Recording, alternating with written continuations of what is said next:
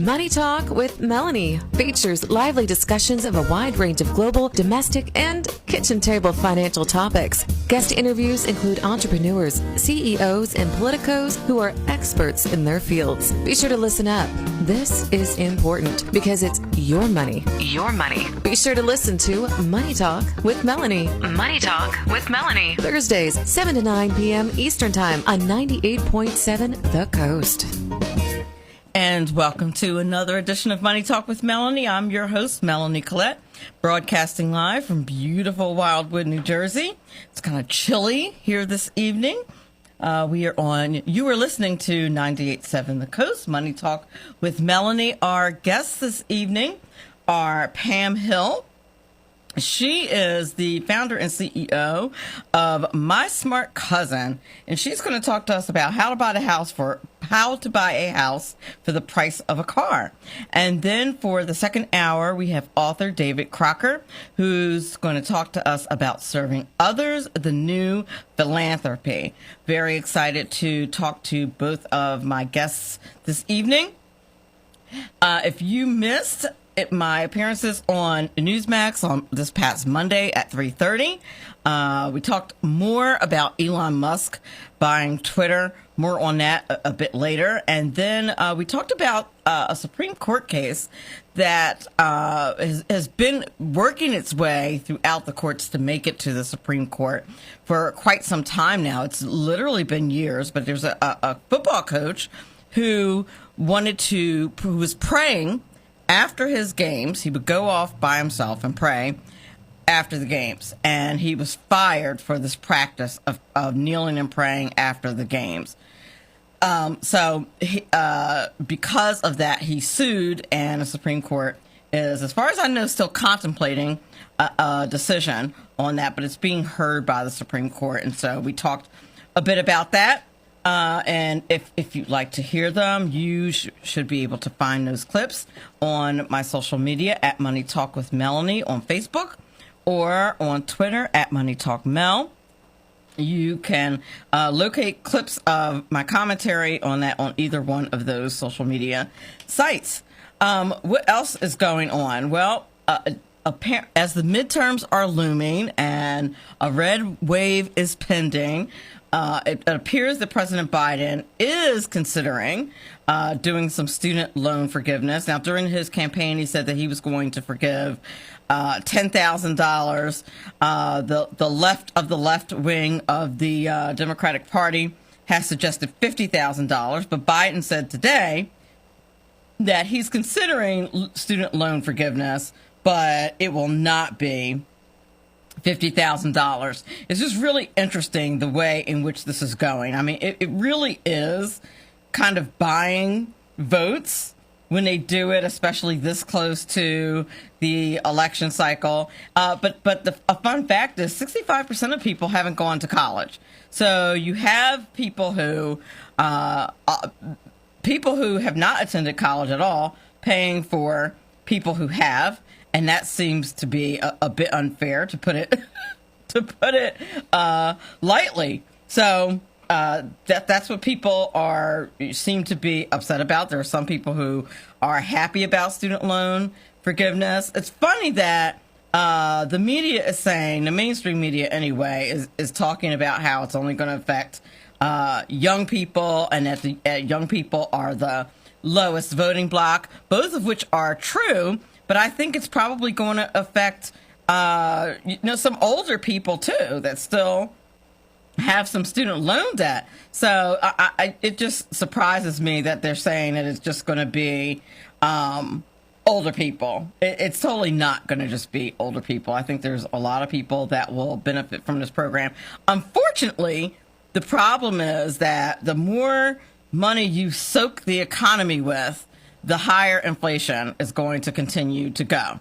It lowers the power of the dollar, which increases inflation, which means all of us are going to be in trouble. So if they do this student loan forgiveness, then that is going to be a problem for the economy. Not to mention, today, a report came out, and it shows that the economy itself shrank, the GDP shrank more than 1%, 1.4%, I believe, is how much it shrunk.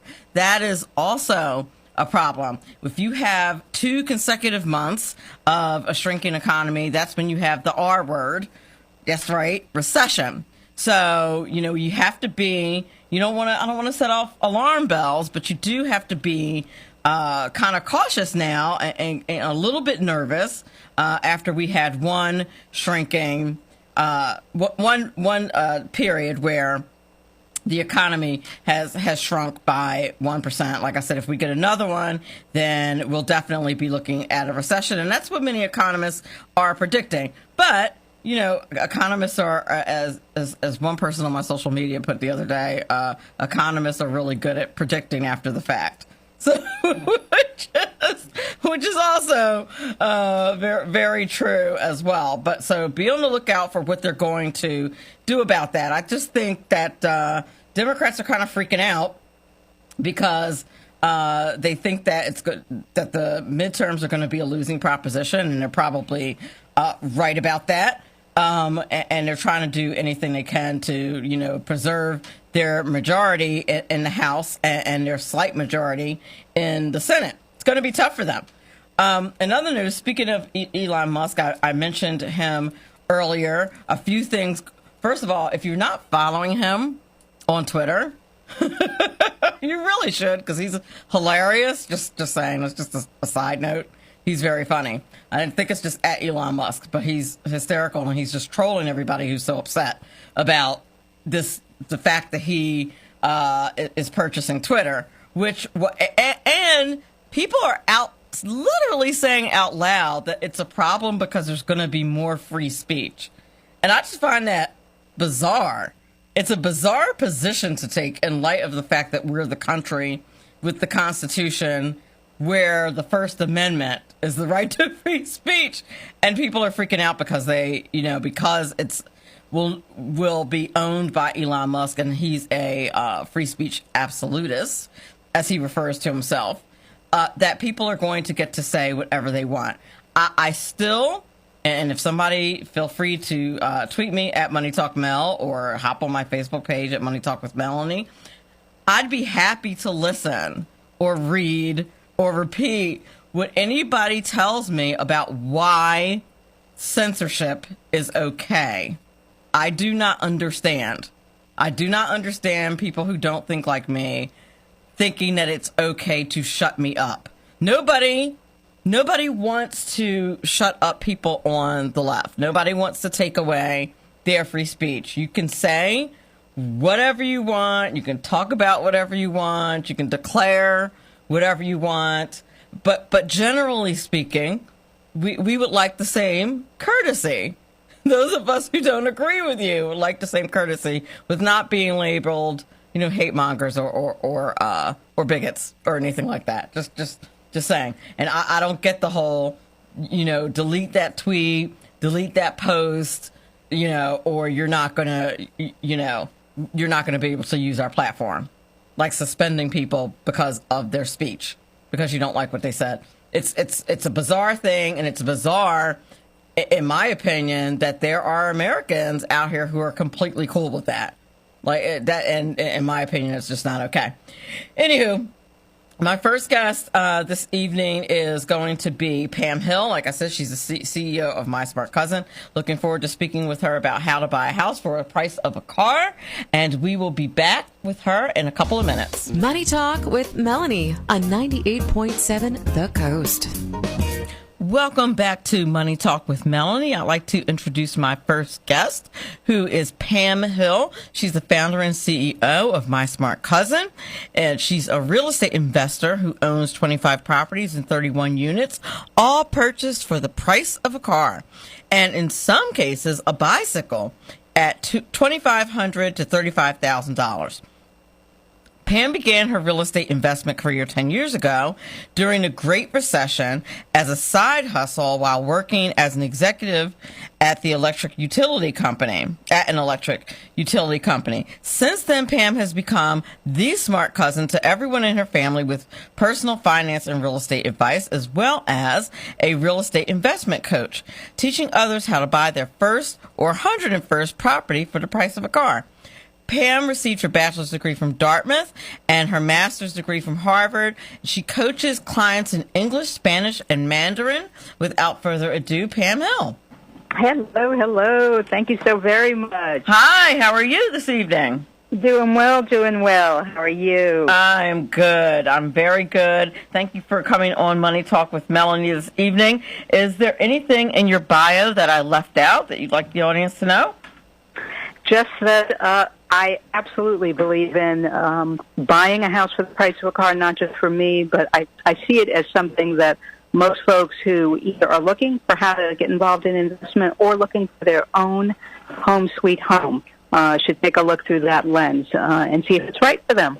Sure. It seems like a really daunting task, but you have an ebook that talks about how to do just that, and you make it look like it's really simple. Oh, goodness, I so appreciate it. You know, I think it must go back to the days when I was learning how to count, and my mom took out the abacus and the beads and said, Pam, if you don't learn how to add and subtract, then people are going to be able to take your allowance. And she opened my little hand that had maybe 15 cents or something and plucked out a dime to show just how easy it is if you're not on top of it. So that's just always led me to be very focused on how to do things cost effectively while still having a good quality of life.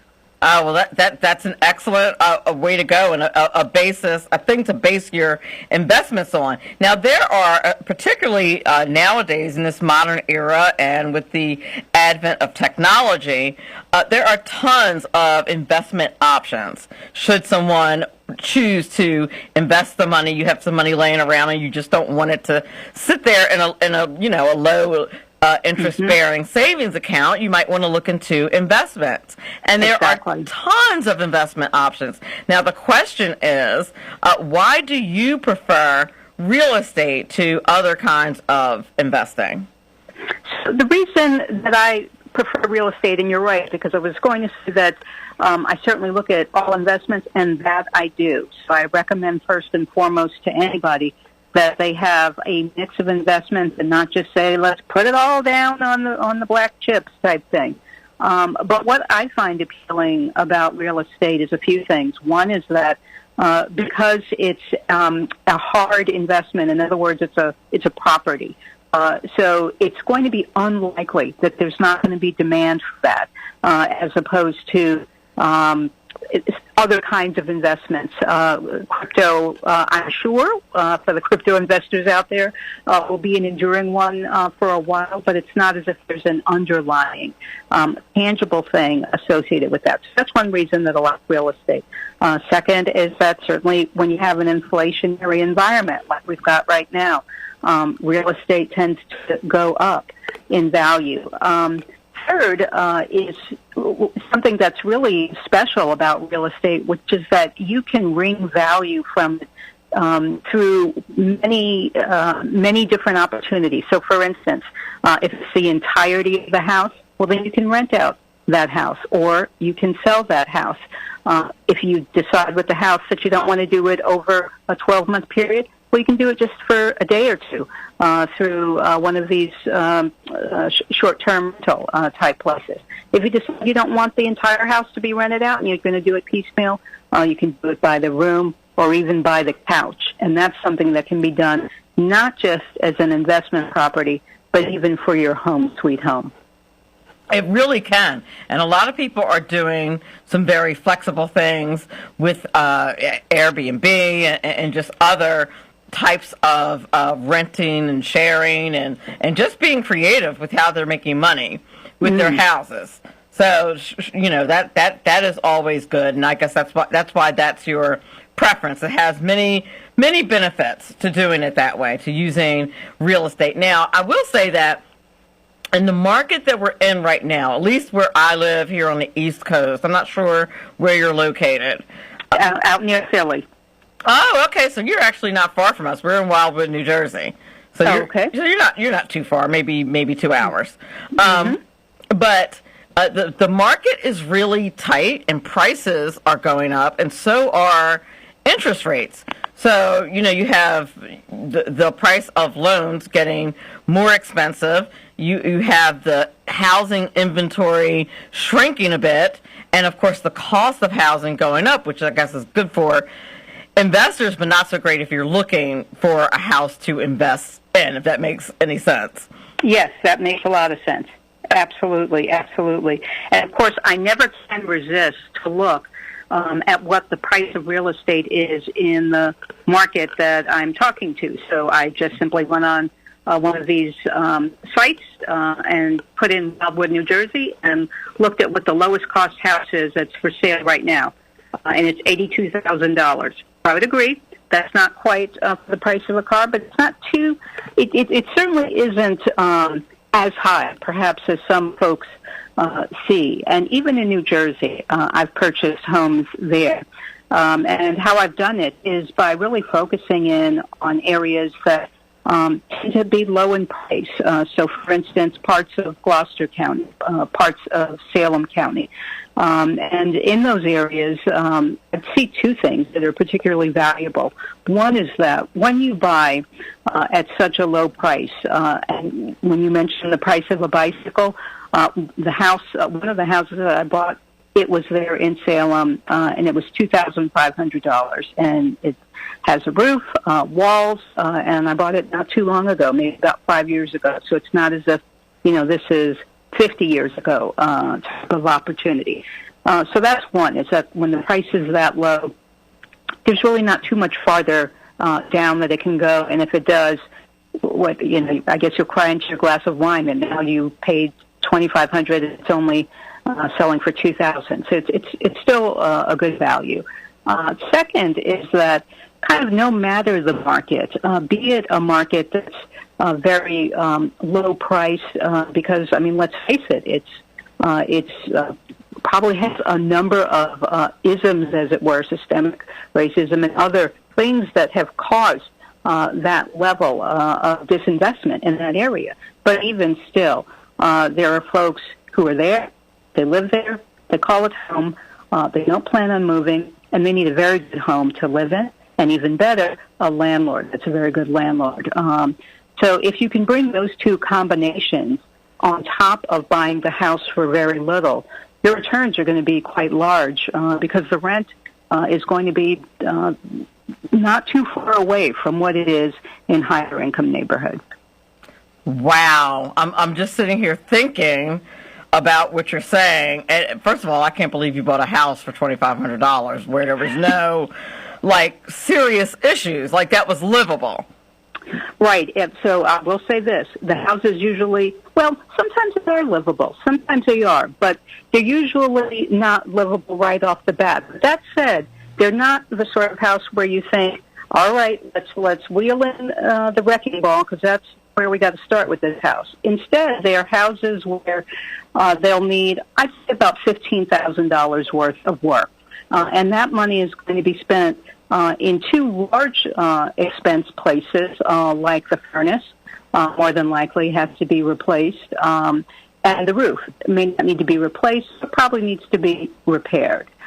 Once you've got a watertight house from the roof, and then one that's heated, because usually plumbing and electric is in pretty good shape, save for maybe a spot or two here and there, then the rest of the money is going to go on what it takes for most people to really live in a house. And I would say that's me too. Even as thrifty as I am, I'm probably not going to be too happy in a house that's got walls that are full of holes and that sort of thing. So, the rest of the money is going to be your drywall, your flooring, maybe a cabinet or two, some paint, that sort of thing. And so it can be turned around in a matter of 2 or 3 months. And now it's ready for someone to live in. And, so folks know I eat my own cooking when it comes to this. So the house that my husband and I live in, not right in Philly, in suburban Philly, we bought for $35,000. Well, now, what part of suburban Philly, if you don't mind me asking? What's it near? Marcus Hook. Oh, okay. I lived in Chester years ago. Many years ago. So I know exactly. It's a block from Chester, a block from the city of Chester. And Chester, too, is looking to I suppose I'm an eternal optimist when it comes to these things because I see a lot of upside in Chester, given its location to Philly. For your listeners, city of Chester is about 10 to 15 minutes south of the Philadelphia International Airport.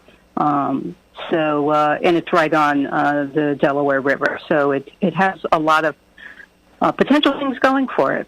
But, yeah. It does, and historically, it used to be a booming economic area. And at least I haven't been in years. I haven't lived there in at least 10, maybe 15 years. But it used to be a bustling, booming economic area because of its location, because of it being right near the water like that and being right in between Pennsylvania and Delaware. Just a really good location. But I don't know if it's doing quite as well now, but I would imagine that the homes are pretty reasonably priced. They are. Like everything, they're going up. But, yes, you can still find deals in Chester. I have bought houses for as cheap as $7,000 in Chester, and I suppose as much as maybe $28,000 thereabouts. Oh, wow. Wow, that's great. Now, one of the things that you say in your ebook is that real estate-owned properties are one of the things that a person should look for. Can you explain, what that is and where you might look for that? Listeners, absolutely. Sure. So, real estate-owned properties, a lot of times they're just referred to by the first letter of each of those, the R, the E, and the O, so REO properties.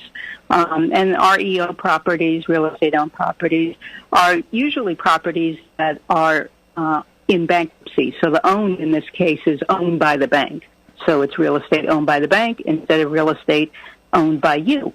And it's owned by the bank because it's gone into foreclosure. And the banks that own it might be your traditional banks, a large commercial bank, Bank of America or someone like that. But there are other banks that also are in the mix, government entities. And two large ones are Fannie Mae.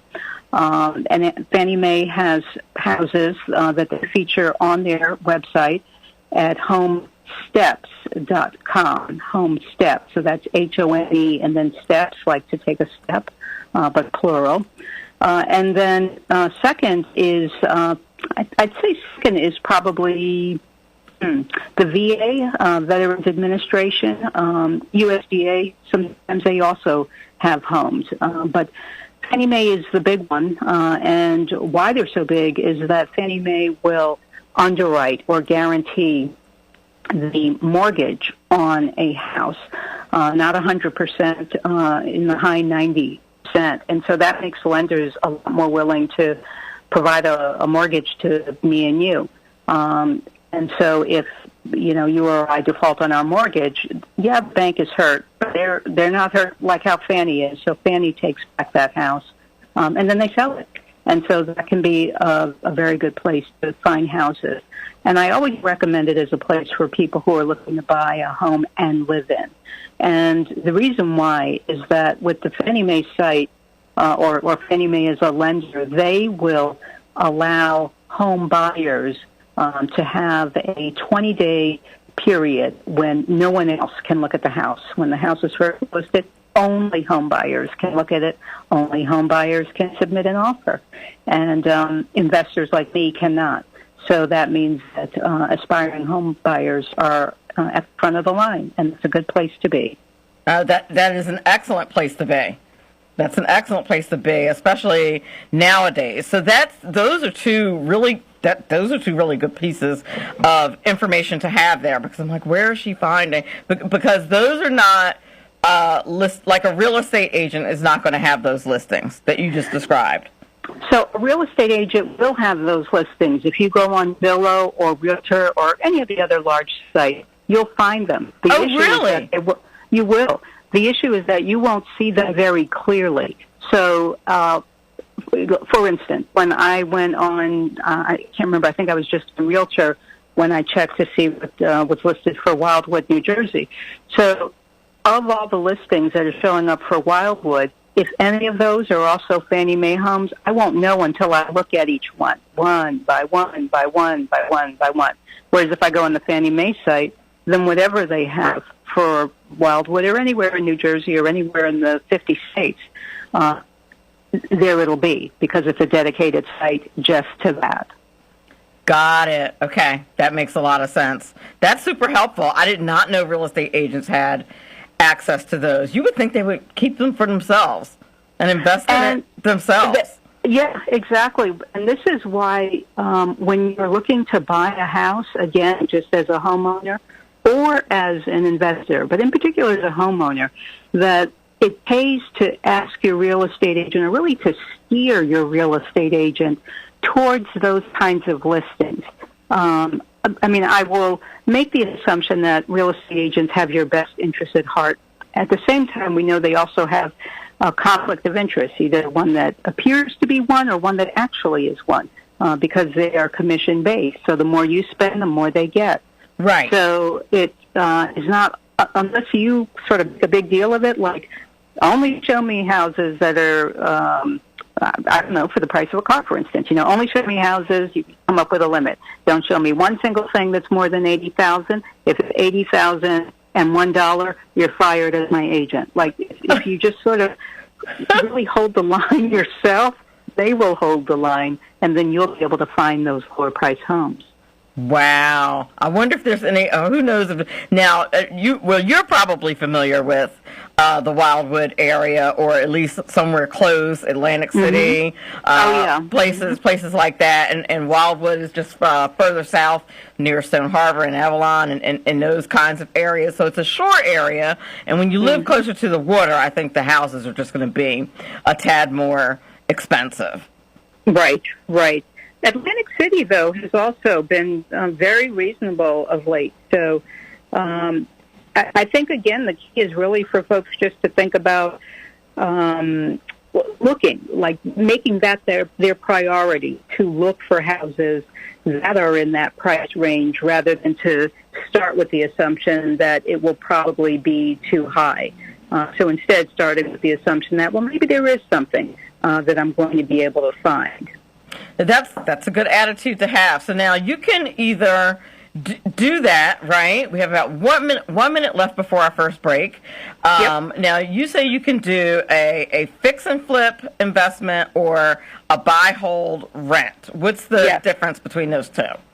Absolutely. So difference is fix and flip. Flip just means sell. So fix it, buy it, fix it up, and then sell it. And buy and hold is buy it, fix it up, and then hold on to it and rent it out. And then maybe down the line you decide to sell it, but not right away. Okay, that makes sense.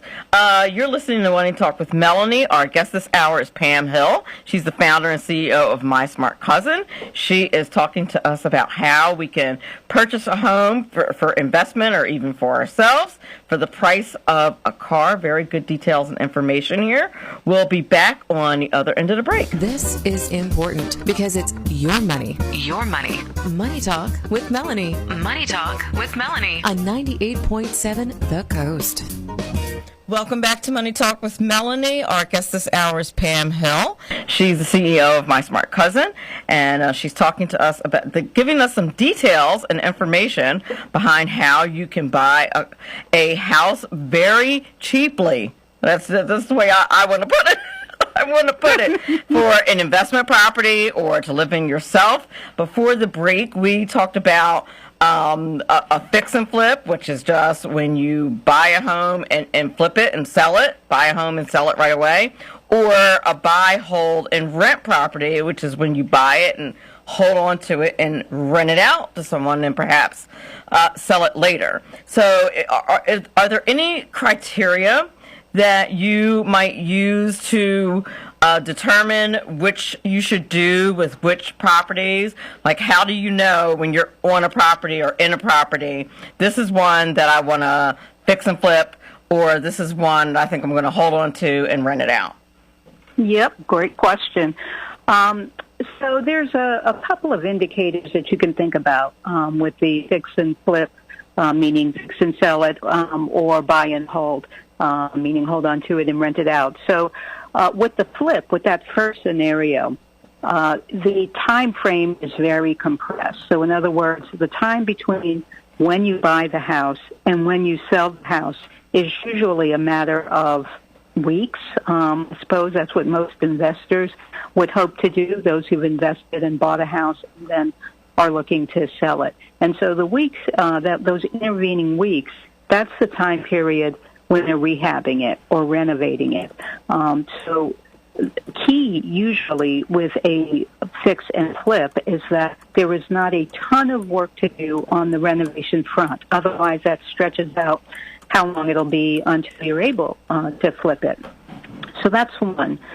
Two is that oftentimes with a fix and flip, the person who is, let's call them the flippee, in other words, one who is going to receive the house or buy the house from the person who's selling it, that individual, that buyer, is usually a home buyer. So it's usually not another investor who's going to say, well, gee, thanks for buying this house at a low cost, then putting money into it and fixing it up, and I really don't know the quality of the work that you did and how you fixed it up, but you certainly have baked a return into that, and so now I, as an investor, am going to buy it. That's usually not what happens. Instead, it's the homeowner who buys it. So as a result, the neighborhood tends to skew towards the things that a homeowner looks for, like an A or B plus type school rating, or a neighborhood that has all of the curb appeal that homeowners usually look for. So those are the kinds of criteria that someone who's doing a buy and flip would look at. They'd get a sense of, do I think I can sell this house pretty quickly to a pool of buyers that are mainly going to be probably young families type thing. So now we switch hats and we say, well, okay, when would a buy and hold sort of present itself and look like a likely opportunity? In other words, buy, hold it, and then rent it out. One is that a fix and flip could also be a buy and hold. Usually the reason that it isn't is because the amount of money that can be made in the flip is significant, on the order of tens of thousands of dollars. With a buy and hold that cannot be a flip, let's take the kinds of properties that I buy. Those would not make for buy and flip opportunities short term. And the reason why is because the markets aren't appreciating that quickly. And no matter what kind of fix-up I do, there's only so much that someone else will pay. So, Melanie, you mentioned the city of Chester, that you live there. And then we're saying, gee, not quite sure how the city of Chester is doing and improving. Well, I can tell you that if I fixed up a house to the tune of $60,000 or $70,000, there aren't too many buyers who would be looking to give me that additional amount that I put into the house. So as a result, really renting it, in a sense, is all I can do to get the best return. Gotcha. Okay, that makes sense. That makes a lot of sense. So figuring out what the market's going to bear and what is going to be the best return for you at the time. Exactly. And now I look at it in terms of why to do a buy and hold is I see it through two lenses. So lens one is the return through the rent. But then lens two is this opportunity that really is perhaps nothing more than a scratch-off lottery ticket, but sometimes those things pay big. And so the scratch-off lottery ticket value of the houses is that, who knows, Chester, the city of Chester, could become the next hipster Seattle or hipster Brooklyn or what have you, where houses, I grew up in Queens, New York, so in Brooklyn, houses would have sold in what would have been considered the bad part of Brooklyn, like Bed-Stuy, where Jay-Z is from. 40 years ago, those houses would have been, 30,000, and I guess not even that far ago, just 20 years ago, maybe it would have been around, I don't know, $130,000. Now those same houses are over $1 million. The worst of them don't sell under $1 million. And these are just what we would call row houses in Wildwood or any other part of like Delaware, New Jersey. But so, they're not large homes. But that's what I mean by a lottery ticket value. You just don't know what area is suddenly going to add several zeros to the value of the house. So that's the other value that I see with that kind of real estate, is that I could either wait, I could either sell it now and see a return of, I don't know, $20,000 or $30,000, or I could just hold on to it, keep collecting rent, and who knows, maybe in 10 years that's now going to be a $500,000 house. Right, and then that would, of course, be the time to sell, just like you would with any other kind of investment. Yep, exactly. Sell it as high as possible. Exactly. Don't just say, hey, it's $1 million. Maybe it'll go to $10 million. Now, I doubt it. Right. In the news, in the media, I've been hearing lately about companies like BlackRock, for example, and other large companies kind of buying out certain areas and shoving individual investors like yourself, or even individuals that are looking to buy a home, kind of shoving them out of the market and artificially raising the prices in the market, in addition to all the other economic factors that we have going on that are causing housing prices to rise. We have that situation. Is there any way to work around that situation? Do you have any advice for people who are looking in this tight housing market with that dynamic going on? Yep. So I have a couple of pieces of advice, again, really for the homeowners, but then I'll also say for investors. First for the homeowners or aspiring homeowners. So if you're looking to buy a house and you see all around you that everyone else seems to be part of the deal and you're the one with your nose pressed against the window looking in, first place I'd go to is, well, probably the first thing I would do is I'd go on Mr. Google and I would type in the name of your county or the name of your city, followed by home buying, down payment, resources, some such set of words like that. And then go past all the commercials, all the ads that'll pop up on Google first, and then look for something that looks like either a .org, although sometimes that's also a business, or a .gov, which is definitely going to be governmental. And what you'll do then is finally find the resources that are available for new home buyers in terms of down payment assistance. And I always advise new home buyers to do that because that's free money. And the down payment assistance can be in the tens of thousands of dollars and is easily available for your time. So your time means attend an online class. I don't think many of them are in person yet after COVID. And the class has to do with how to do budgeting effectively and be a good home owner. So when you graduate, quote unquote, from that class, which might be maybe 15, 20 hours, then you'll be entitled to receive money towards the down payment for the house or money towards the closing costs. So, for instance, the points. So that's the first thing to do is capture some extra money. Then second, talk to those agents. These are going to be housing counselor agents. So talk to the counselors about the programs that exist that are only for the home buying public. So, for instance, land banks. So land, L-A-N-D, and then bank, B-A-N-K. So there's some 230 or so land banks across the U.S., so in various cities and counties. And oftentimes land banks are structured for prospective home buyers to buy a house. And the house will be, I have to warn the listeners, they'll be in terrible shape. I mean, God-awful.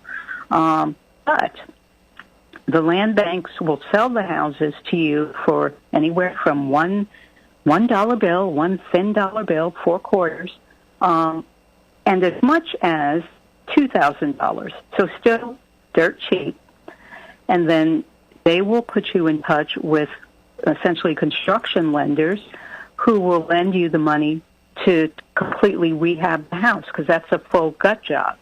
And so that might cost, I don't know, $125,000.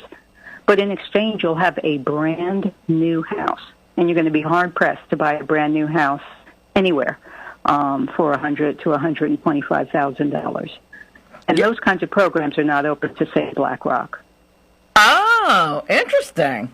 I did not know that, but I did, as a capitalist myself, when I heard that companies were doing it, I found that really worrisome.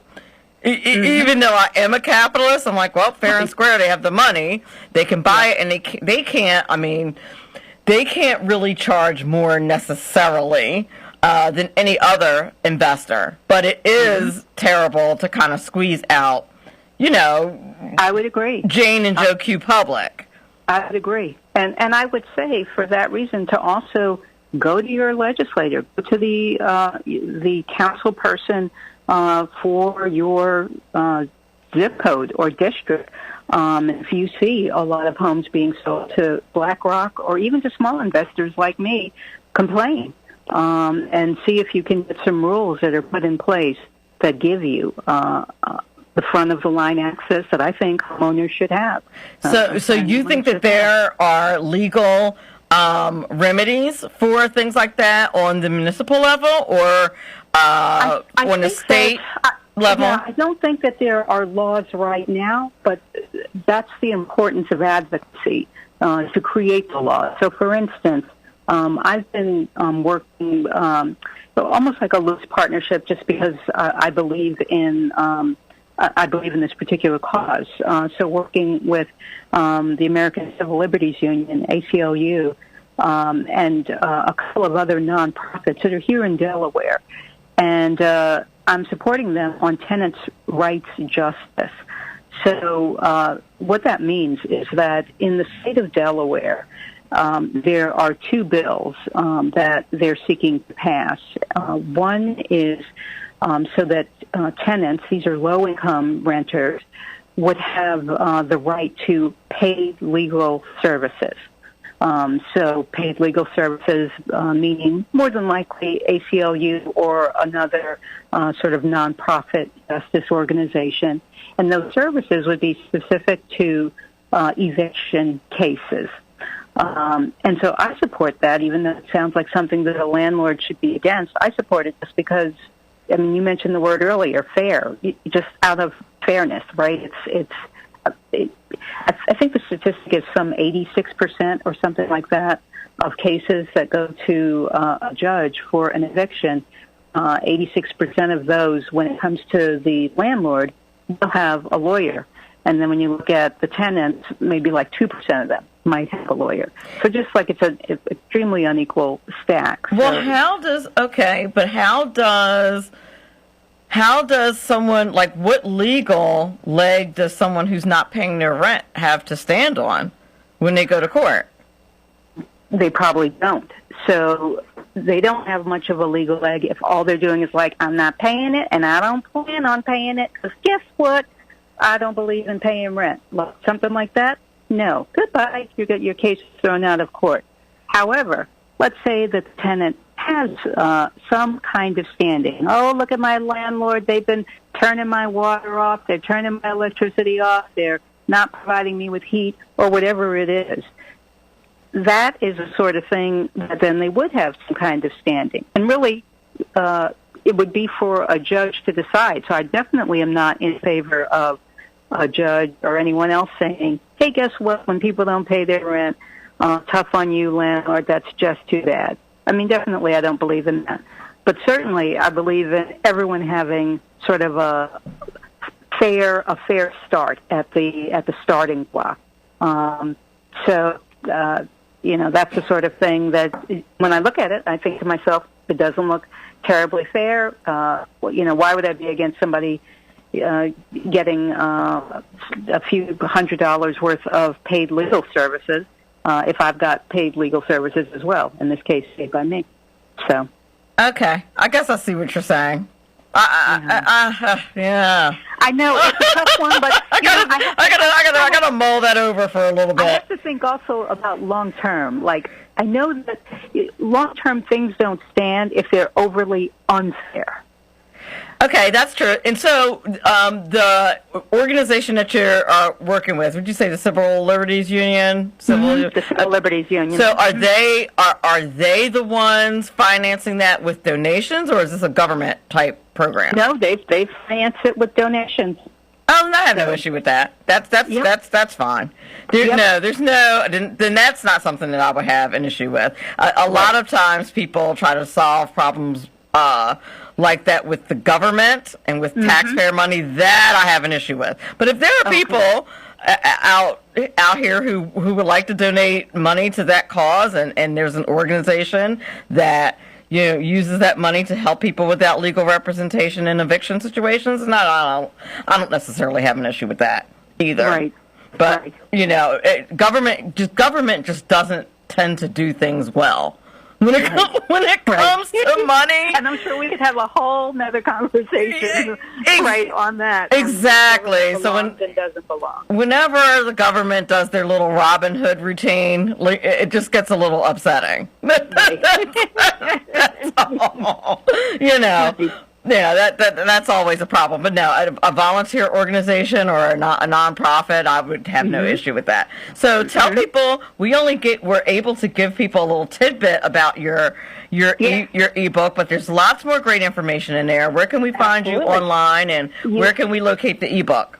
Yes, absolutely. So you can find me as well as locate the ebook by going to mysmartcousin.com. So my smart SMART cousin, COUSIN, all one stream, mysmartcousin.com. And you'll be able to get the ebook right there. It's a free ebook. And you can certainly follow me and see the video clips that I post just about every day, as well as the blogs, by following me on Instagram. And so my handle is mysmartcousin, and it's the same handle on Twitter. So that's how folks can keep up with me. And the reason I named the company My Smart Cousin is because, like you said in the introduction, I really do tend to be that smart cousin at the family reunion. We've got our 40th one this year, and we're really excited. And I will surely be following up with family who told me last time, I'm going to open a 401k, or I'm going to finally buy a house. That's just what I did, is help and reach out in that lane. Well, it's excellent. I like the branding, and the ebook is really super clear, which I appreciate from an educator's perspective. So we really appreciate you being on the show this evening. And if you guys are smart and for having me, interested in investing, you'll hit up mysmartcousin.com. Thank you so much, Pam Hill, for being on Money Talk with Melanie this evening. All right. Thank you. Have a good evening. Thank you. You too. Money Talk with Melanie features lively discussions of a wide range of global, domestic, and kitchen table financial topics. Money Talk with Melanie on 98.7 The Coast. Welcome back to Money Talk with Melanie. I'm your host, Melanie Collette. And if you missed our first hour, you missed Pam Hill, who is the CEO of My Smart Cousin. And she talked to us about how to buy a house for the price of a car and gave out some really legitimate hands-on, tangible things that you could do if you're interested in buying an investment property or perhaps buying a home for yourself. Just a lot of great resources. So it was really nice to talk to her. And if you missed that, you can grab the podcast off of 98.7 The Coast website, or anywhere you follow me on social media, at Money Talk Mel on Twitter, or at Money Talk with Melanie on Facebook. Either of those places, you will be able to find the podcast. Our guest for the second hour is going to be the author of the book, Compassionaries, Unleash the Power of Serving. His name is David Crocker, and he's going to talk to us about serving others, the new philanthropy. That'll be in a few minutes. I'm excited to talk to him about philanthropic opportunities. I think it's always just a good idea to add that into your financial planning. It's just good energy just trust me on that. It creates all kinds of good energy, and that is definitely a good thing. I wanted to also talk about this article before I bring my guest on that I ran into about credit cards, which I thought was interesting. The name of the article is called 30 Shocking Credit Card Facts 90% of Americans Don't Know, which I believe this. I run into people all the time. In my other life, I'm an educator who teaches financial literacy and economics. And, the kids, just like a side note, students just tell all their families' business, especially when you talk about money. It's just kind of funny. You ask them questions and they're just so honest, but whatever. So I know there are a lot of people probably in need of this advice was my point. And I thought there's 30. I could think of maybe 5. Well, there were 30, and I by no means plan on going through all of them, but I did want to mention some. A lot of people don't know the difference between the credit report versus your credit scores. They actually are two different concepts. The report is a list of the transactions that affected your credit worthiness, and that includes, all the bills that you paid, your divorce petitions, believe it or not, are on there, loan applications and things like that. I think the reason why divorce is on there is because it has such a negative effect on your finances. Like, I don't care who you are, it's just not going to be a good look. So I could see how that could be problematic. And so that's included on your credit report. Now, your credit score is something different. And, the scoring thing can get complicated. Different agencies can use different scoring models. In 2020, they changed a bunch of stuff as far as how FICO uses its scoring model. So, for example, consumers who depend on certain kinds of loans in order to repay debt could have a negative effect on their credit. So you have to be really careful about that. Delinquencies, high utilization, and things like that are also a problem. This may not make much sense, but a lot of people don't know that credit scoring companies like to see you keep your credit usage to 30%, which never made sense to me. Meaning, so for example, if you have a card with a $900 limit, then they don't want to see you spending more than $300 on that card. Otherwise, if you go over that, then that's going to negatively affect your credit score. And another thing is that your credit score is based on a lot of different factors. There's actually 5. It's 35% payment history, 30% credit utilization. Now, payment history is, of course, how well you pay your bills on time. Credit utilization is what I just talked about as far as keeping it under 30% spending, how much you utilize your credit. The length of your credit history also impacts your credit score. So, if you're middle-aged like myself, then you probably are on the plus side because you have a good length of a credit history. But if you have a short credit history or no credit history, that's going to have a negative effect on your score. It's 10% inquiries in new credit. So if you are doing a bunch of credit applications, that can also be a hit on your credit score. And then finally, 10% diversification. That affects your credit score because they like to see a diversity of credit types, kind of similar to investing. Never good to have your eggs all in one basket. Interest rates on credit cards tend to fluctuate. A lot of people don't realize that. Now that's something I didn't realize. I thought that whatever you sign your credit card, whatever your interest rate is when you sign up for it, that's going to be it. That's not true.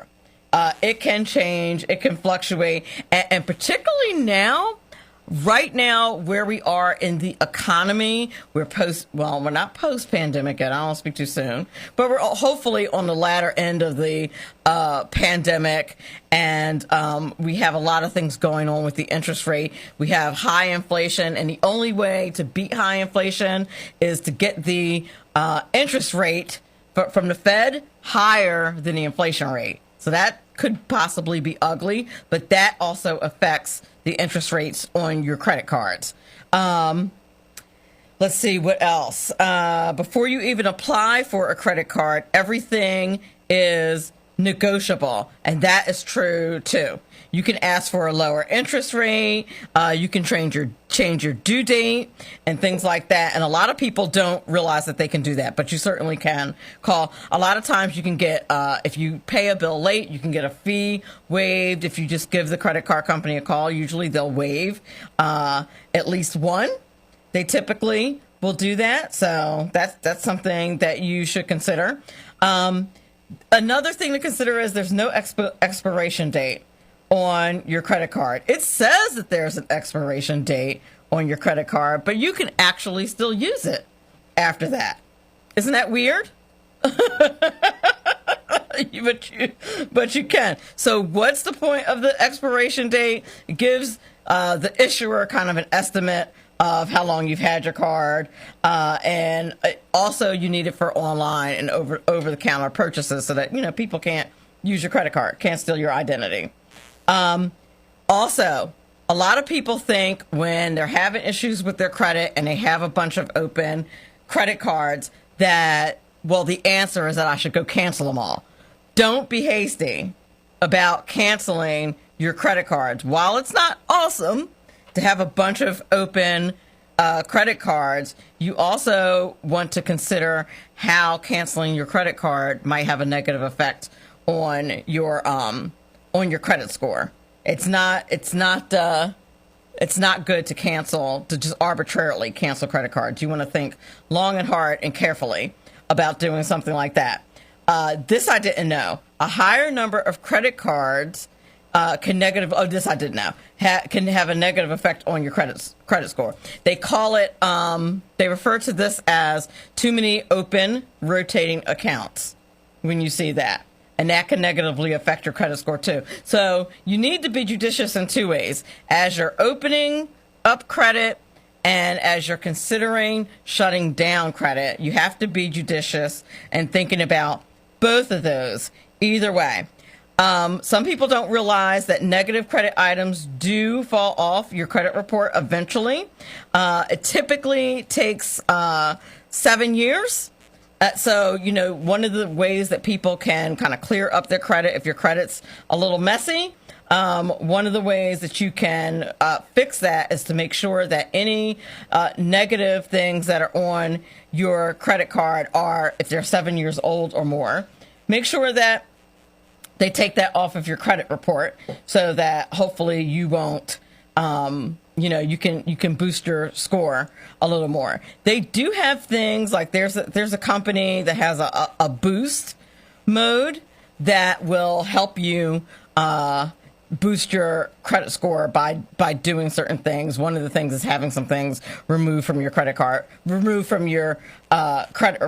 But the other thing is that there's actually, we have people, when they think of their credit scoring organizations, they think of three, right? Experian, TransUnion, and there's another one that I can't think of off the top of my head. But there's actually a couple of hundred different credit reporting agencies, I should say. There's also a medical reporting agency that I think a lot of people are not aware of as well, where all of your medications and things like that and anything that you've ever been prescribed is in one big database. Do you remember signing anything that said that the government could do that? I do not recall signing that either, but I'll bet you it's somewhere in that stack of papers that they have you sign when you go to the doctor's office. I don't know. I don't know, but that database exists. And when you go to, for example, apply for health insurance, and your broker or whoever is selling you the insurance will ask you what kind of medications you are on, don't lie about that because it's in a database. And if you lie, your insurance policy will get rejected. Just saying. It's just a side note. That data exists. They know all about you. Now, oftentimes, depending on what area you're shopping in, you'll get asked for your ID. You actually don't have to show your ID in order to make a purchase. When people ask you for your ID, it's really a request. Now, I would argue that it helps protect your credit from scammers and to be cooperative, but I would think that there's some, paranoid conspiracy theorist type people that don't do it because the government's not allowed and they don't like government overreach, which I get. Because the government does a lot of overreaching. I got it. I totally get it. There's a 45-day notice when you receive a notice that they're raising your interest rate. The thing is, it's misleading, and a lot of times I feel like it's not really clear when they send you this notification, and that's kind of part of the problem. But if you want to find the article that I got this from, again, follow me on any of my social media, at Money Talk Mel on Twitter, at Money Talk with Melanie on Facebook. You'll find that article there with tons more things about credit. I would say there were 30 things on the list. I would say 15 of them I didn't know. And I'm buried in this stuff day in and day out. So you should definitely check that out. Our guest for the second hour is author of the book Compassionaries, Unleash the Power of Serving by David Crocker. And we'll be back with him in a few moments. Money Talk with Melanie features lively discussions of a wide range of global, domestic, and kitchen table financial topics. Money Talk with Melanie on 98.7 The Coast. Welcome back to Money Talk with Melanie. Our guest the second hour is David Crocker. He was a pastor for 30 years, and in 1995, he led a church in North Carolina to launch a community engagement event called Operation Inasmuch that was so successful that it eventually led to his launching the nonprofit Operation Inasmuch Incorporated in 2007. Over these 15 years, he has worked with 2,300 churches, colleges, and other groups to equip and motivate tens of thousands of volunteers to serve people in need in their community. He has written the recently released book, Compassionaries, Unleash the Power of Serving, out of his wealth of experience in helping people. The book explores all aspects of serving, including why we serve, the benefits of serving, both for those being served and those serving, the challenges of serving, and how to find your sweet spot in serving. I think it's a very important topic, and I'm very excited to have him on the show. Without further ado, David Crocker. Well, good evening. How are you, Melanie? I am well. How are you? Doing fine, thank you. Thank you for being on Money Talk with Melanie this evening. Is there anything in your bio that I left out that you'd like to share with the audience? No, I think it's you pretty well covered it. Just been moving around a good bit over the years, and feel like God's been really good to me and led me on a journey that has brought me to this point. Still a lot of questions about the future, but that's okay as long as we're doing what He wants us to do. He's in charge. Indeed, it's just a very volatile time right now, and if we're not grounded, in our faith, we would probably be freaking out. That's just my just one girl's opinion who feels the same way. That faith is very important, and if you don't have it, that in these times that we're living in, where the economy is really messy in the United States and the world scene is not all that great with countries at war with each other, is just problematic. You really do need something bigger to have confidence in my opinion. Well, I couldn't agree more. The world is too big for any of us to be able to handle everything it throws at us from time to time. We need all the help we can get from other people, but especially from my particular point of view, having that spiritual grounding, as you say, I think that's a good way to put it, is very, very important. Otherwise, we just drift along like a piece of driftwood there on a river, and where we end up, we have no control over, and wouldn't necessarily be where we would want to be without relying on what He does for us. And He's he's really been good to me, much more so than I deserve. And just grateful to be with you this evening and sharing with your listeners. And I'm really excited to have you because I think philanthropy is not something, especially when it comes to budget planning and financial advising and things like that. Philanthropy is not something we talk a lot about, at least not to, I think we talk to the wealthy about philanthropy a lot, because the presumption is if you can write the only way that you can really be philanthropic is to write a big check. And of course that's not really true. You can be philanthropic with your time. You can be philanthropic with a portion of what little you have, because believe it or not, somebody always has less than you. There are just many ways that we can be philanthropic without even knowing it. So what I'm hoping that the people who are listening this hour will think about is, are there opportunities to be philanthropic? Are there opportunities to do good that I might be missing? Thinking that either I can't afford to do good for somebody else, or I can't, I'm not able to. Are there any different ways that we could be serving others? And it feels good. That's very good energy. Whether you believe in that or not, it just is. There's no way around it. It's a universal law. It really is, Melanie. One of the things I discovered is that there are at least three ways or three reasons, I should say, why we feel good when we serve, whether we're giving time or money. And I prefer to speak about giving time, and I can elaborate on that in a moment. But those three ways that we feel good about it are biological in the first place.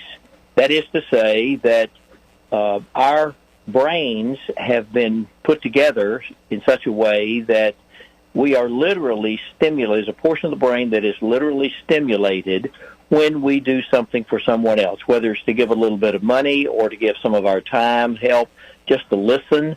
Whatever it is we do that helps another person with no strings attached, that part of our brain is stimulated. And the good part is there are literally hormones that are released in that portion of the brain.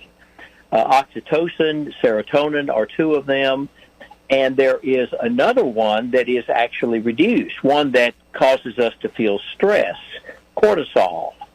And so the good is released, the bad is suppressed.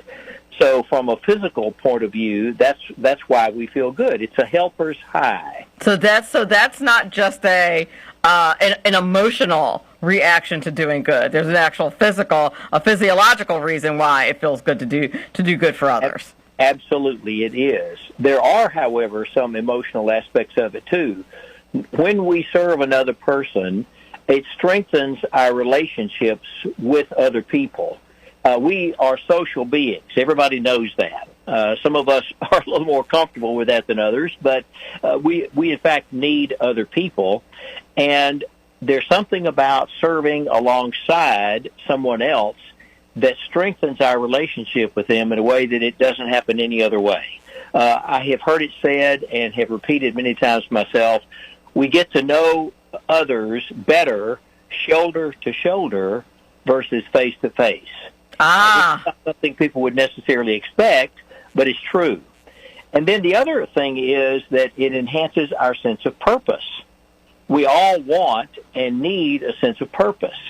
And when we serve others, that makes us feel like we're doing what we should be doing. Quick story about that's included in my book.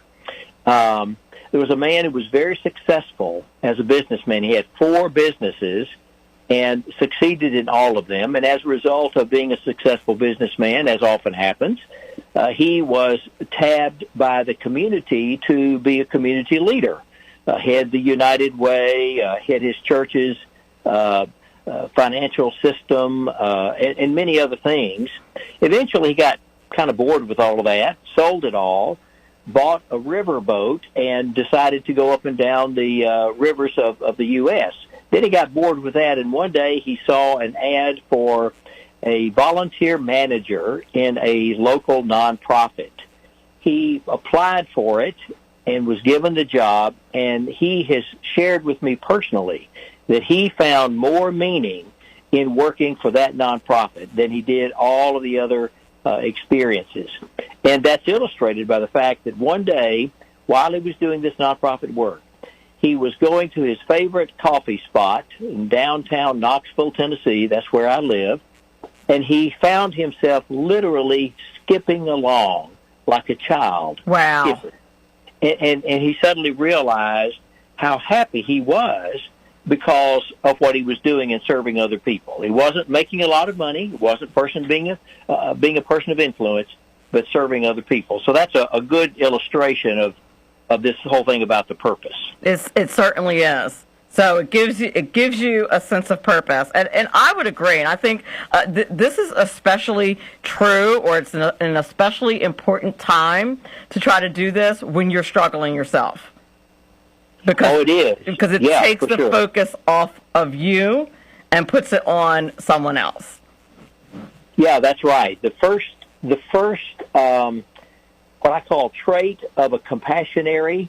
The term compassionary is a compound word that I sort of formed between compassion and missionary. A compassionary is a person who exercises freely and happily their own sense of compassion toward other people who may need it, and also encourages others to do the same. The first trait of a compassionary is humility. It's not compassion. Most people would say, well, it's compassion.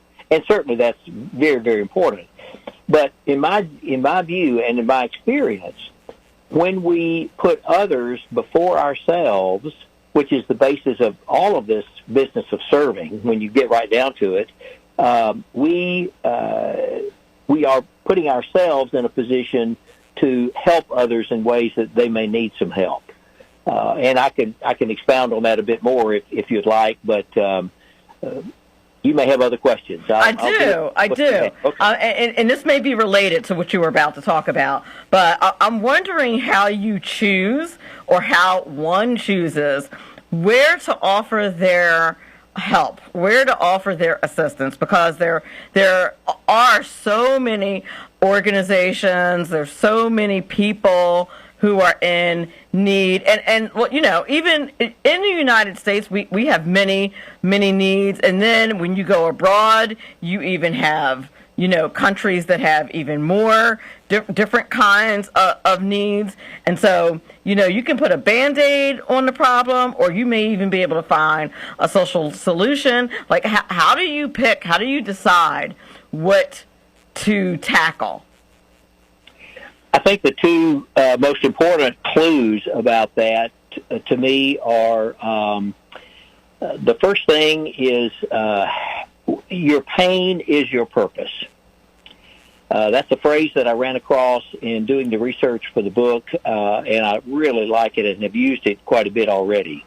And what that simply means is that if we have experienced something that has caused us pain, be it a loss of someone very dear to us, as in my case, I lost my wife 11 years ago, and the means by which I lost her was especially tragic, and I became very, very sensitized to that kind of experience, so that whenever I hear about someone else going through that, no one has to alert me to that. I just do so automatically.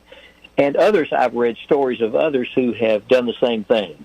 So our personal experiences of pain may be an indicator as to where we need to plug in somewhere else. That's a good way to do it.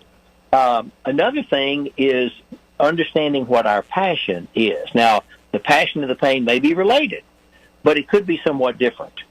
And there are a number of instruments that are available. If one wants to identify his or her passion, they can simply Google that and come up with a number of tests that help us to determine what that passion might be. Might be more than one thing, but that would help us also to find the thing that is most fulfilling, satisfying for us in the way of serving others. Okay, that makes sense. That makes a lot of sense, and I think that's true. I think that's where areas where we're particularly sensitive are the areas that we choose to kind of support when it comes to our philanthropic endeavors. I don't know. I teach financial literacy, and I also teach economics and computers. But when I get to the philanthropy part, I sometimes have a very hard time getting the kids to have empathy. Is it possible that it's because I teach high schools, they're teenagers. Is it possible that they haven't found their pain point yet? Is that why they tend to not just be as empathetic? Like, I had a kid a couple of years ago look me right in my eyes and say, it's my money. I see no reason why I should give it to somebody else. And he was so serious. Like, he was deadly serious. Like, he wasn't, and I had a hard time explaining why he was wrong. Like, I wanted to call his parents and say, you have raised a cold and callous, unempathetic child. Right. And that probably needs to be addressed. Now, of course, I didn't, but I was like, wow. Like, I don't know. I think I came to the conclusion that, like, I don't know what to tell you if I have to explain that part to you. That there are people who are less fortunate, and it would be a good idea to help out if you could. Like, I don't. But have you found that to be the case with younger people, or do you think that the apathy that I'm finding in some cases is due to their age and maybe not having reached their pain point yet?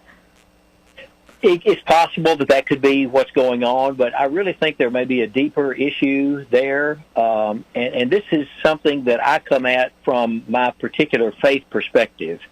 You see, I think we all, no matter who we are or what our circumstances may be or where we live, have been gifted, if nothing else, with life itself. Indeed. We have done nothing, absolutely nothing, to cause ourselves to be alive. We're the recipients of life itself from our parents, and if you push that back enough generations, it goes, all the way back. Everything we have, in a sense, is gifted. Yes, we do earn a living. We do earn maybe recognition or, to some extent, status or whatever. But if you listen to people who are most successful in life, they have a sense of what they have, not just monetarily, but otherwise, is a matter of gift. And if we can understand that, and that's what I would have said to your students, say, okay, so everything you have is you earned it, right? And the answer to that, of course, is no. Right, that of course. Right. So what I think people need to understand is that concept of stewardship. Sure. That's a word that is most often used within a religious context, but it applies universally. It just simply says what we have has been gifted to us, and we are responsible in how we use it. Well, part of that responsibility is sharing it with other people who have less than we have, or who have a need that we may be able to meet. So I think that's the deeper issue at work with people who may be reluctant to serve others, be it to give them money or to give them some of their time. Right. There are other issues as well that I discuss in the book, but I think that's one that gets pretty close to the core of it. It does, and I think you're right about that. And in the macro, from a spiritual perspective, it's to be expected, and it's hard for me to remind myself of that because it's just like, ew. But it's to be expected that this is the mindset of this generation. It just is. But you have to, like, as an adult who is trying to impart, good, not just good financial qualities and habits to people who are about to enter into adulthood, I hope a little bit of character, which at first philanthropy wasn't even in my curriculum, and I used to find additional information about philanthropy just so I could teach about it because I thought it was crazy that it wasn't in the curriculum. But I finally found a curriculum that includes philanthropy as well. But it's just kind of wild to me, the different types of feedback that I get when I'm introducing a principle like the importance of philanthropy. It's just odd to me, and I still, just as a human, always have to pull myself together. We're up against a break. Our guest this hour is the author of the book Compassionaries, Unleash the Power of Serving, Mr. David Crocker, and he's talking to us about serving others, the new philanthropy. Very excited to talk to him this evening, and we'll be back on the other end of the break. Money Talk with Melanie features entrepreneurs, CEOs, and politicos who are experts in their fields. Money Talk with Melanie. Money Talk with Melanie on 98.7 The Coast. Welcome back to Money Talk with Melanie. My guest this hour is David Crocker. He's the author of the book Compassionaries, Unleash the Power of Serving. And we're talking about serving others, the new philanthropy. I'd love to ask you, David, do you have a best and a worst giving experience? Let's start with the best first. Like, if you have one that would, just pick one that would encourage people to say, you know what, I'm gonna give to in some way. I'm gonna serve to. I think serving's a good idea. I need to start doing that. Well, I was listening to your ads there just a moment ago and couldn't help but be taken by the one from the law enforcement officer. Yes, Chief Lusner. He's actually a friend of mine. Yeah, I really enjoyed that. I hope other police departments, law enforcement people are sharing like that. And so one of the best that I have come across comes from just that realm. One of the things that happens, Melanie, when we serve others is we tear down walls between people and between communities and build bridges instead. That's pretty important at any time, but I think it's especially important right now when our culture has become so very divisive. So this story comes out of Nashville, Tennessee. The Department of Justice came to the Nashville Police Department and asked if they would pilot a new program engineered to change the perspective of law enforcement by people in communities where, to say the least, it was not a positive perspective. Sure, where they had a more adversarial relationship with the police.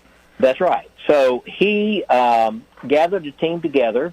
His police department called him out, gathered a team together, and they went into a portion of Nashville that the residents call the jungle. Oh, my. Okay.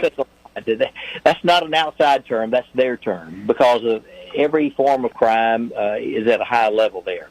And so he gathered his team. He went in there and he said, okay, guys, we're going to serve these people and win them over that way. And so that's what they started doing. In addition to walking or driving through the community, they got to know the people who lived there. And they found a man who had no bed.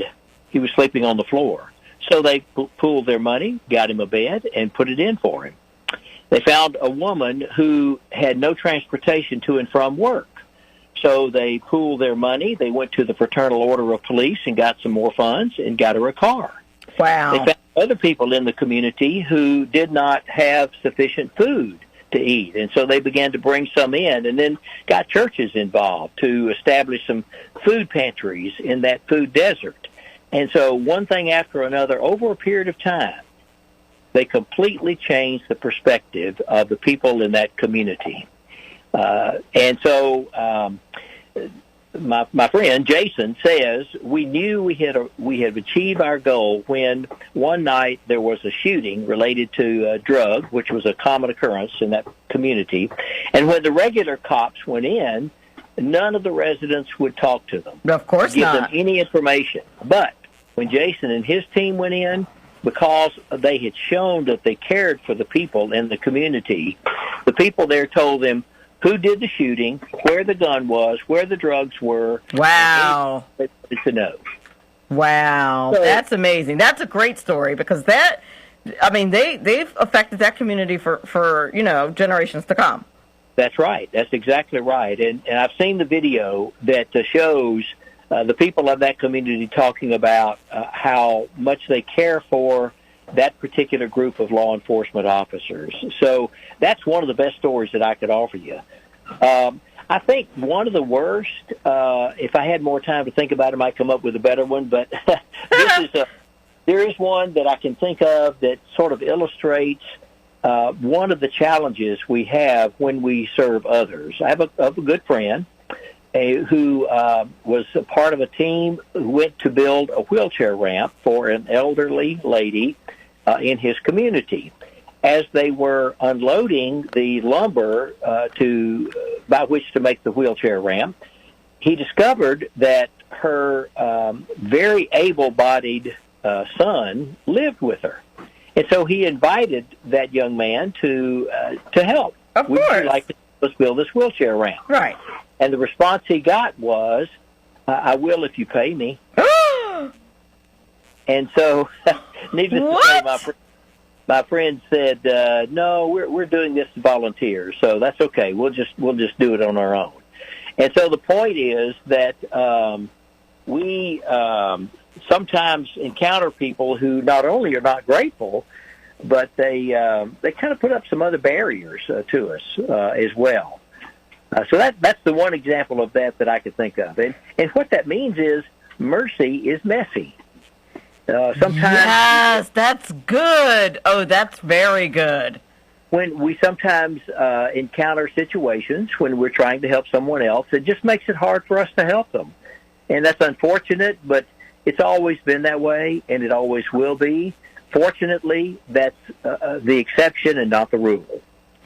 That is, I should hope so. And I like people, as long as we're mentioning the word mercy, which I think would probably also be synonymous with grace. Like, we have to remember that the reason why you do it, right? Like, the person doesn't deserve it. That's why it's mercy. That's right. Why it's grace, because they haven't earned it. They haven't given you anything. So that's why it's being merciful, because it is something that person doesn't deserve. That's why it's, exercising grace. And, I think that many times we don't think about times when we've been offered mercy or grace and think about extending that to other people, like helping someone even when they're completely ungrateful. And I think we've all probably been in that situation. Oh, for sure. That's right. And I talk about that very specifically in my book. And just a kind of a sidebar on that, in part of my research, I found one source that said, if you encounter someone who's not grateful, just strike them off your list. And I thought, that's a little hard. I know. Ouch, really? I don't really think, if we're doing it to hear thank you, then our motive is not right to begin with. So, agreed.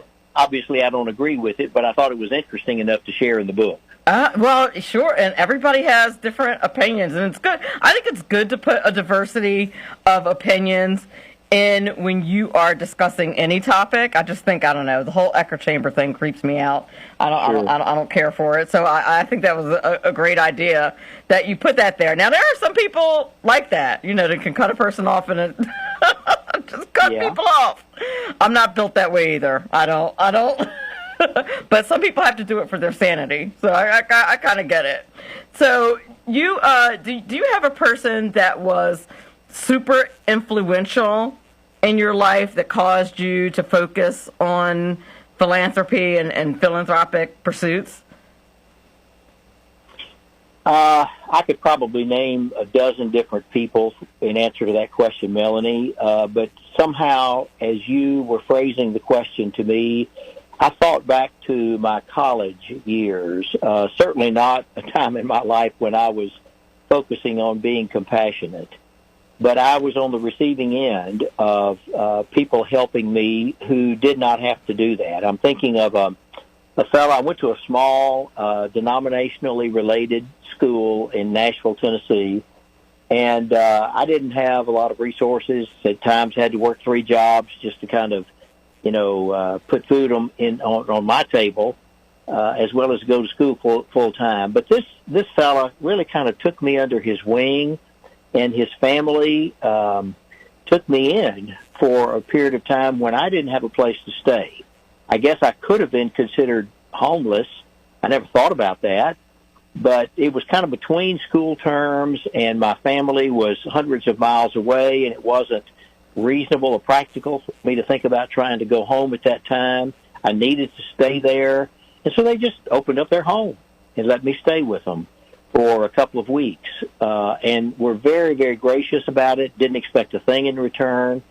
When you receive like that from someone else, you can't help. I mean, if you're the least bit, shall we say, emotionally and spiritually aware, you can't help but want to do something for other people.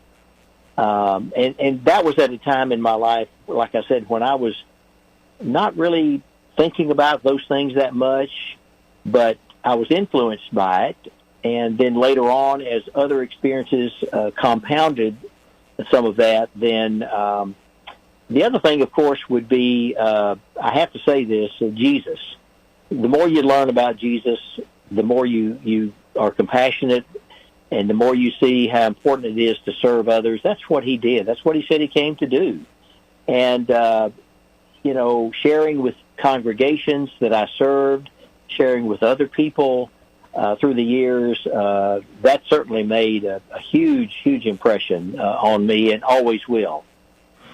Indeed, and he certainly was about service. It's very well documented, and it reminds me. It's interesting because people will say that people who are politically on the right or the left, but usually they say people who are politically on the right are like heartless and they don't have any compassion and things like that.